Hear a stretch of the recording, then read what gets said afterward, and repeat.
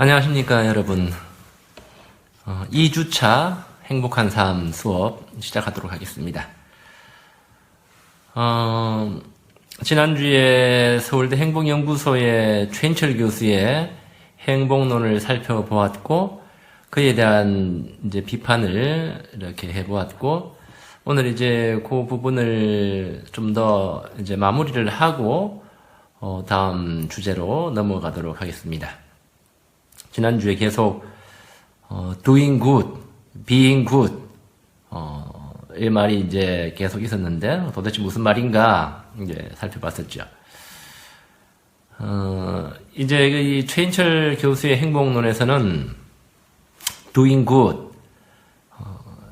신체 관리, 돈 관리, 시간 관리, 공간 관리, 사람 관리, 이런 것들을 열심히 이렇게 하면서 살아가면, 이제 being good이, 이제 되는 걸로, 그걸로 이끌어주는 걸로처럼 이렇게 말을 하는데, 그 효과가 그렇게 크지는 않습니다.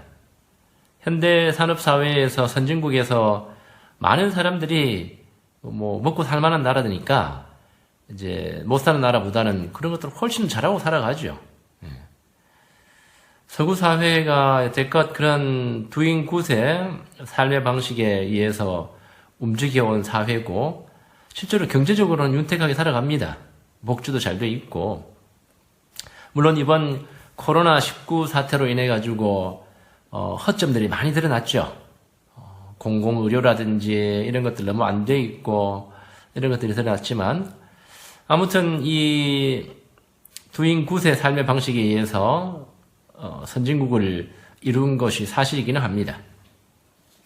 하지만 미국이나 이제 유럽 국가들, EU 국가들 보면 의외로 정신적인 증상을 우울증이나 또 신경증, 각종 신경증들, 또 이렇게 잠을 못 자고 수면제를 먹어야 자는 어떤 그런 것이라든지 그런 것들이 굉장히 많습니다. 생각보다. 예를 들면 유럽연합 EU 같은 경우에는 넘버원 첫 번째 질병이, 제일 많은 질병이 심장병이고요. 두 번째가 우울증이에요. 우울증 약이 그렇게 많이 팔립니다.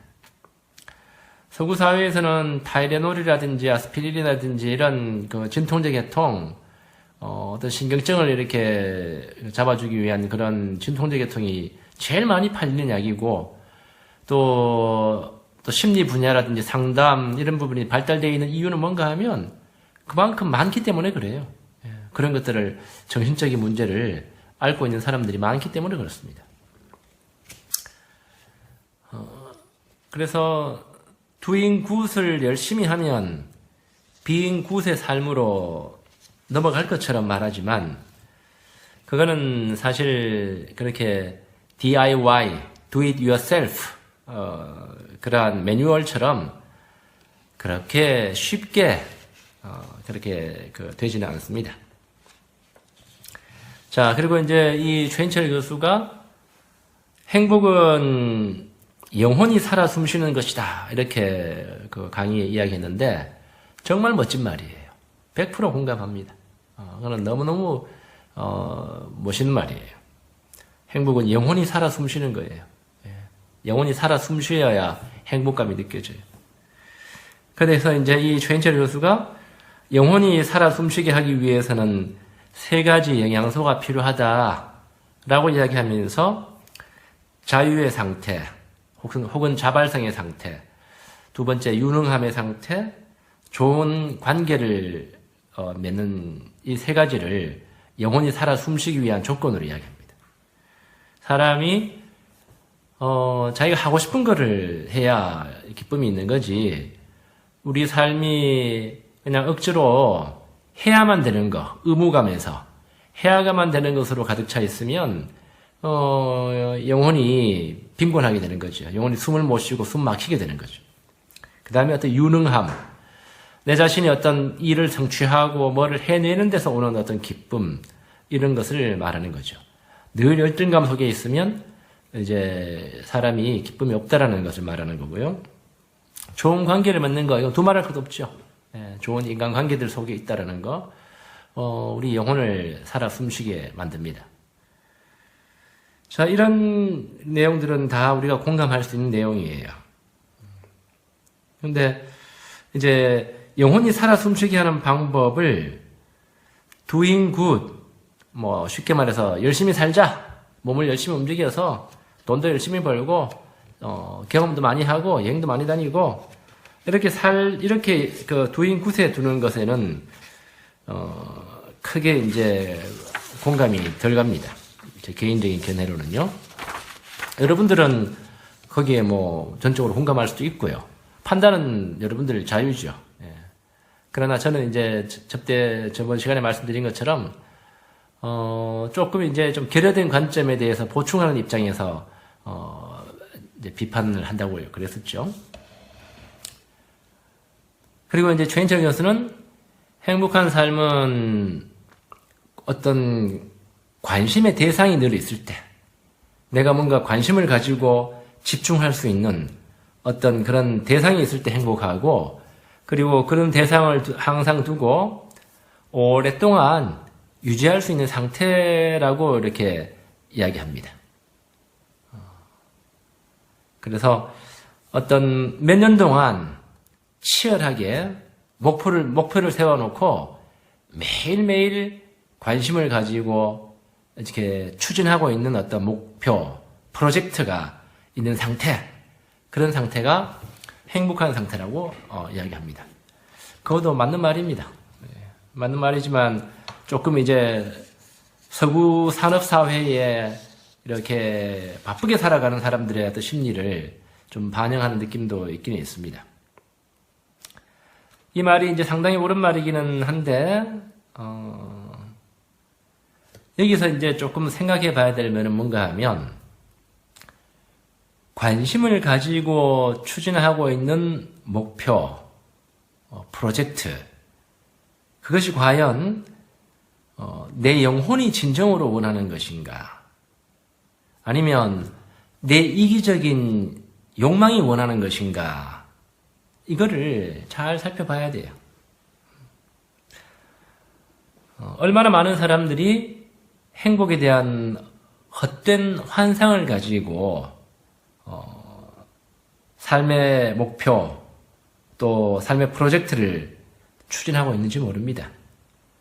그것이 자기 욕망에서 나온 삶의 목표임에도 불구하고 그걸 몰라보고 살아가는 거죠.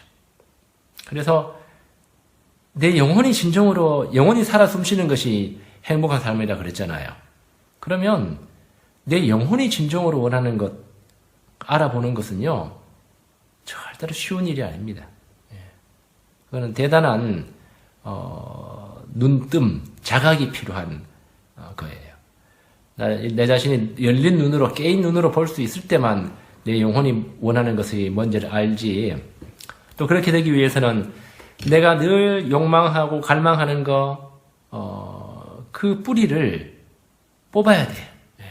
그 뿌리를 해소하고 욕망의 근원을 알아야 그 다음에 내 영혼이 원하는 것을 이렇게 보는 쪽으로 넘어갈 수 있는 거지. 그냥 알아지는 건 아닙니다.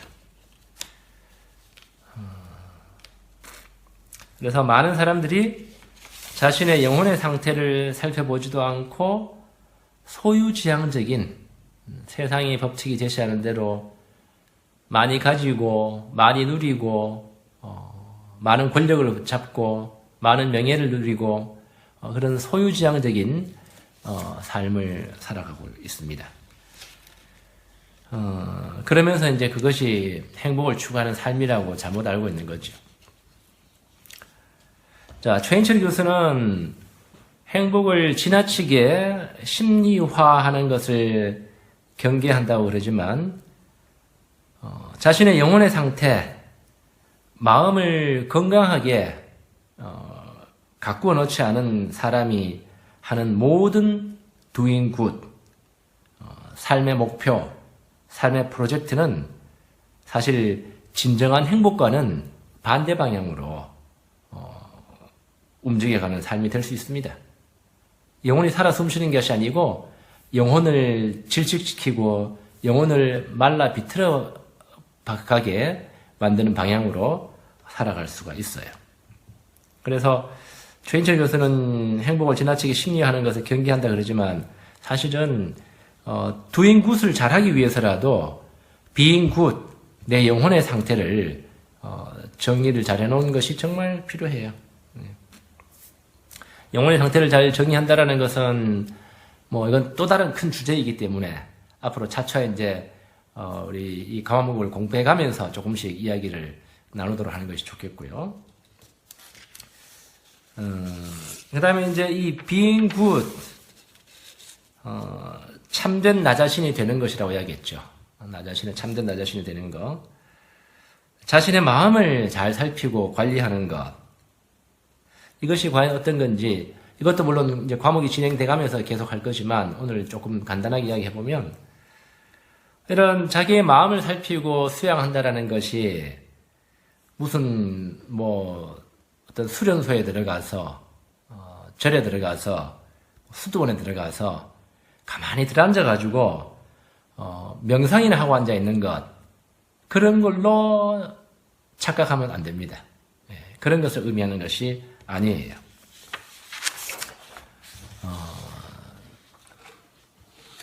내 마음을 살펴보는 것은 최인철 교수가 이야기한 그 모든 것들, doing good 하는 거,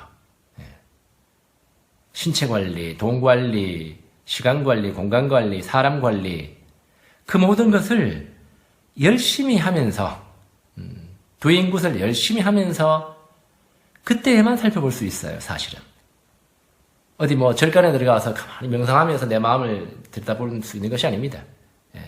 내 영혼을, 마음의 상태를 들여다보는 것은 열심히 살아가면서 때만 들여다볼 수 있어요.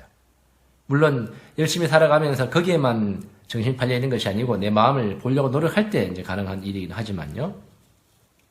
그래서 마음이라는 것이 가만히 들어앉아서 명상하면서 살펴볼 수 있는 것이 아닙니다. 어떤 무슨 종교기관이나 이런 데서 하는 것처럼 무슨 마음 공부라든지 그런 것처럼 특별한 수련을 받으면 쉽게 다스려지는 그런 것이 아니고 그런 것은 사실 없습니다. 그런 것을 많이 찾는 사람은 오히려 현실을 도피하는 사람들이에요. 특히나 이제 이 강의를 들으시는 분들 중에서 우리 20대 학생들이 있다 그러면 20대 때 이미 무슨 도를 닦는 것이라든지 이런 명상이나 이제 마음을 다스리는 거 이런 데 너무 지나치게 관심 가지는 사람들은 사실은 현실을 헤쳐나가는 거, 젊은이로서 지금 내가 지금 공부도 해야 되고 사람들도 사귀어야 되고 또 직장도 가져야 되고 내가 이 사회의 자리를 잡기 위해서 열심히 뛰어야 다녀야 되는데 그런 에너지가 없고 두렵고 움츠러들기 때문에 자꾸 현실에서 도피하는 방향으로 그런 데 대한 관심을 가지는 경우도 있을 수가 있어요. 그럼 현실 회피입니다. 만약에 이제 은퇴를 하고 나서, 현역에서 은퇴를 하고 나서, 이제 60대라든지 이럴 때 돼가지고 그런 마음 공부라든지 관심을 가지면 너무너무 좋죠. 근데 20대, 30대 그 젊은 사람들이 그런데 지나치게 관심 가지는 것은 좀 병적인 것이에요. 현실 회피적인 태도입니다. 그래서 이처럼 최인철 교수가 말한 것처럼 나에게 주어진 삶을 치열하게 살아가는 가운데 내 마음을 살펴봐야 됩니다. 그렇게 하면서 살펴볼 수 있는 거예요. 따로 내 마음만 따로 떼어내서 그렇게 볼 수 있는 것이 아닙니다. 삶을 치열하게 살아가는 사람, 이런 사람은, 열심히 살아가는 사람은 성취하고 성공도 하지만 좌절과 실패도 함께 경험합니다. 또 이제 사람들과의 좋은 관계에도 맺어나가기도 하지만 또 불편하고 속상하는 관계도 경험하기도 합니다. 상처를 받기도 하고. 나 자신을 살펴보는 것, 내 마음을 관리할 수 있는 것은 바로 그런 치열한 삶의 한가운데에서예요. 예. 그 안에서 나 자신을 살펴보고 나 자신을 돌아볼 수 있는 거지 따로 그렇게 할 수 있는 것이 아닙니다. 거듭 이야기하지만. 예. 자, 이제 이 서울대 행복연구소의 그 최인철 교수의 행복론에 대해서 이제 마지막으로 이제 거기 전반적인 이제 이 논조에 대해서 비판을 해보고 마치도록 할 겁니다.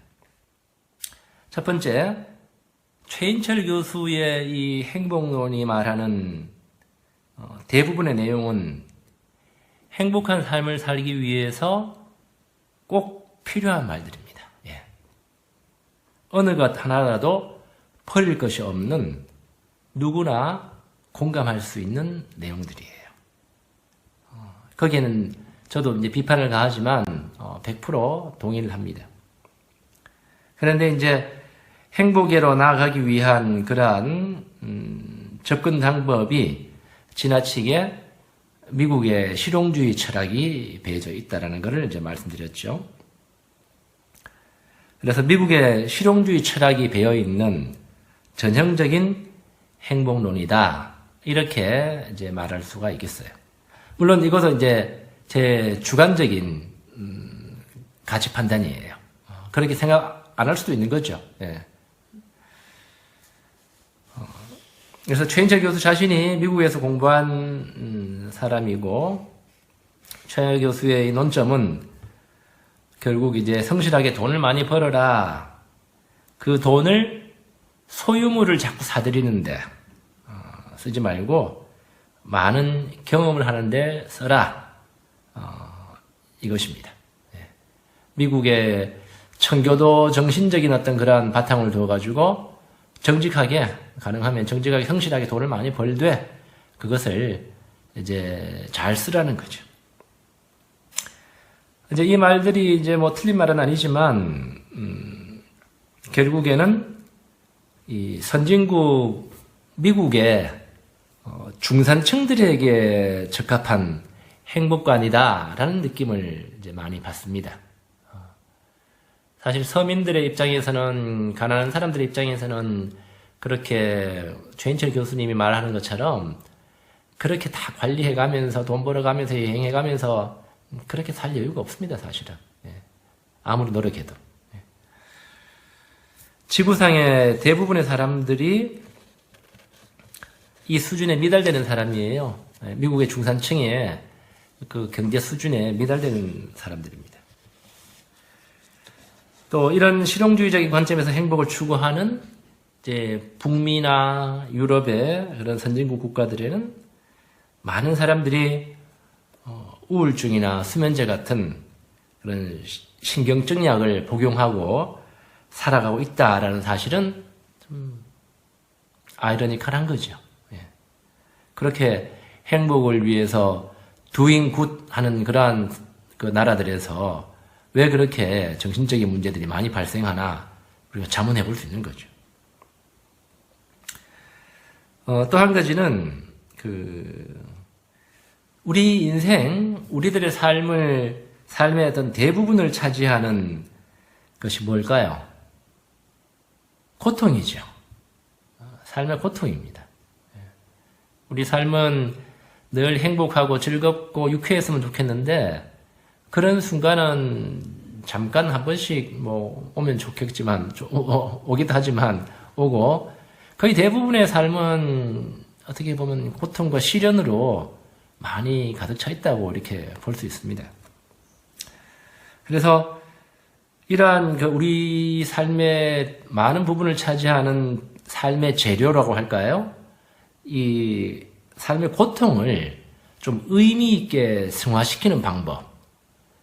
이 삶의 고통과 시련을 우리 삶의 어떤 진정한 행복으로 나아가는 밑거름으로 삼는 방법. 이런 것들을 조금 더 언급해 줬었으면 하는 그런 아쉬움이 드는 그런 행복론이에요. 그래서 이 최인철 교수의 행복론은 조금 심하게 말하면 유명 서점에 그런 가면 이제 베스트셀러 코너가 있죠. 거기 가보면 사람들이 가장 많이 이렇게 손이 가고 쉽게 눈에 들어오는 것이 자기 개발서들이에요. 뭐 자존감을 높이면 어떻게 하려는가, 그다음에 뭐 돈을 잘 벌기 위해서 어떻게 하는가, 성공하기 위해서 어떻게 하는, 이런 그 눈을 확 끌어당기는 그런 자기 개발서 책들이 있는데, 그런 자기 개발서 수준에 머물러 있는, 좀 심하게 비판하면 그런 내용이라고 보여집니다. 우리나라 어떤 그 최고 대학인 서울대학교에서 그것도 행복만을 전문적으로 연구하는 그런 기관에서 나온 행복론 치고는 좀 미흡하다, 이런 느낌을 가지게 돼요. 우리 한국 사회도 이런 미국의 실용주의적인 그 문화에 많은 영향을 받았어요. 우리 한국이 미국 문화 영향을 많이 받았잖아요. 그래서 삶의 목적이 행복이어야 한다, 이런 강박적인 생각이 개개인의 사고방식을 지배하고 있습니다. 행복해야 돼. 나는 왜 불행하지? 나는 왜 저 사람들만큼 행복하지 않지? 삶의 목적이 행복이어야 된다는 것을 당연한 전제로 여기는 사람들이 너무나 많습니다. 행복이라는 것은 배고픈, 공허한 인간의 내면이 만들어내는 환상이에요. 행복은 하나의 파랑새라 그러잖아요. 그죠? 우리 내면이 배고프고, 우리 영혼이 배고프고 공허하기 때문에 뭔가 행복의 꿈을, 환상을 항상 눈앞에 이렇게 그려냅니다. 그것만 있으면 행복해질 텐데. 일주일 동안 굶은 사람은 뭐밖에 생각이 안 나겠어요? 음식밖에 생각 안 납니다. 다른 건 생각이 안 나요. 마찬가지로 내면이 공허하고 배가 고픈 사람일수록 행복에 대한 헛된 환상만이 눈앞에 늘 어른거려요. 행복해야 된다는 강박관념이 자신을 지배해요. 행복은 제가 보기에는 유토피아예요. 유토피아가 이제 이상향이라는 뜻이잖아요. 낙원과 같은 그런 곳인데, 그러나 유토피아라는 말은 사실은 존재하지 않는 땅이라는 뜻입니다. 유라는 말은 not, 없다라는 뜻이고, 토피아하는 토포스라는 말은 땅이라는 뜻이에요. 존재하지 않는 땅이라는 뜻입니다. 그래서 우리가 인생의 목표를 행복에 두는 것에서 좀 방향을 좀 틀어야 돼요. 물론 뭐 나는 그래도 삶의 목표는 행복이야, 행복한 삶을 살아야 돼, 뭐 그렇게 하시는 분한테는 뭐 다른 할 말은 없습니다. 본인이 그렇게 판단한다 그러면 그렇게 하시는 거죠. 그죠? 그러나 적어도 우리가 행복을 직접적인 목표로 추구하는 그러한 사고방식의 허점을 좀 보고 살아야 돼요. 인생을 우리가 애누리 없이, 아까 이제 최인철 교수가 doing good이라고 그랬잖아요. 그죠? 정말 치열하게 열심히 살아가면서 이제 내 자신의 마음을 돌아보고 살아갈 때 가끔씩 느껴지는 이렇게 달콤함이 있다 그러면 그것만 해도 만족할 일이 아닐까요? 그것이 행복이 아닐까 싶습니다. 다시 한번 이야기하지만 역시 제 주관적인 견해입니다. 자, 이제 둘째 시간에는 예고한 것처럼 인류의 스승들, 인류의 사상가들이 말하는 행복론에 대해서 간단하게 좀 살펴보도록 하겠습니다. 유명한 철학자들이라든지 주로 이제 뭐 철학자들입니다. 예수 그리스도의 가르침이라든지 이런 사람들을 통해 가지고 뭐 인류의 스승들이 말해온 것들이 수도 없이 많지만 몇몇 대표적인 인물들 이렇게 살펴봄으로 인해 가지고 인류의 스승들은 과연 행복에 대해서 무슨 말을 하고 있는가 간단하게 보고 설명하는 시간을 갖도록 하겠습니다.